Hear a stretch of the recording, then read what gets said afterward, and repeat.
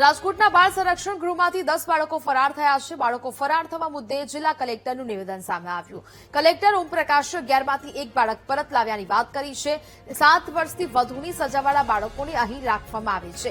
સંરક્ષણ ગૃહમાંથી 11 બાળક ફરાર હતા, જેમાંથી એક બાળક પાછું આવ્યું હોવાની વાત કલેક્ટરે કરી. પરત આવેલું બાળક પાકિસ્તાની છે. પોલીસ અલગ અલગ ટીમ બનાવીને બાળકોને શોધી રહી છે. બાળકો પેપરાલિંગ કરીને અંદર લગાવેલા કેમેરાને લોખંડની રેલિંગ તોડીને ભાગ્યા હોવાની વાત સામે આવી છે.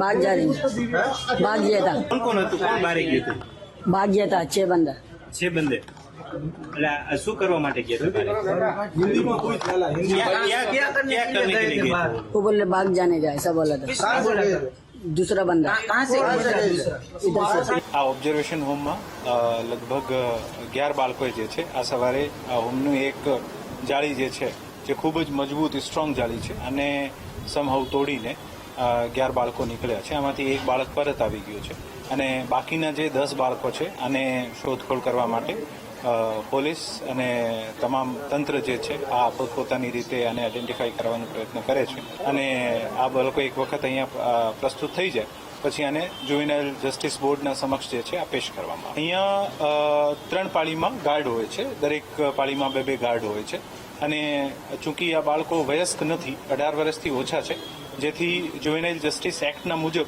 આપણે અંદર ઘણી બધી વસ્તુઓ લિમિટેશન આવી જતી હોય છે. અંદર વર્દીધારી નહીં હોય છે, આપણા ગાર્ડ્સ વગેરેને પણ સિવિલ યુનિફોર્મમાં રાખતા હોઈએ છીએ અને મૂળ ઉદ્દેશ્ય આ છે કે આ બાળકોને સમાજની મુખ્ય ધારામાં ફરીથી લાવવાના છે, જેથી આપણે સરકાર તરીકે એવું કોઈ એક મેસેજ નહીં આપીએ જેથી આ બાળકોના તંત્રના અથવા સરકારના વિશે અથવા સામાજિક જીવનના વિશે કોઈ ભય ઉત્પન્ન થાય, જેથી પોલીસ અને ઓબ્ઝર્વેશન હોમ જે છે આ મિત્ર બનીને આને સમાજની મુખ્ય ધારામાં લાવવાનો પ્રયત્ન કરતો હોય છે.